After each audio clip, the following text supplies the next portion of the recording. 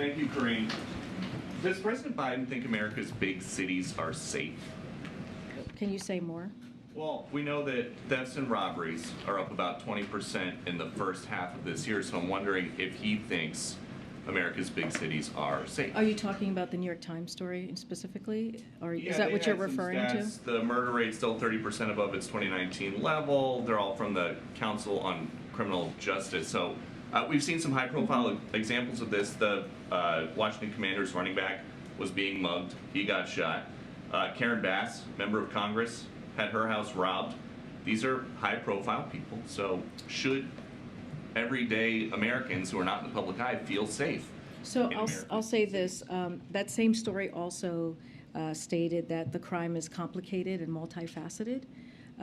Look, this is a president who has secured historic funding to make sure that law enforcement has what it needs, especially, and he was able to do this in the face of opposition from Republicans during a time where he inherited a rising crime rate from the previous administration. The president put forth the American Rescue Plan, and in that very plan, there was more than $300 billion to go to local states and local cities to make sure that they were able to hire law officers. They were able to hire, firefighters. They were able to hire people that were critical to their needs as they were dealing with a pandemic.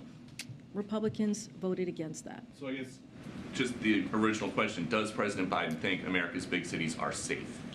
It is not a yes or no question. It is very much a question of what has he done? That's how we see the question, is what has he done to make sure that cities, and it doesn't matter if it's a big city or a small city. It doesn't matter if it's in a red state or a blue state. What matters is that we have the funding and we have done the work, put the policy forward to make sure that these cities, whether it's big or small, have what they need to protect their community. And that's what this president has done, again, without the help of Republicans.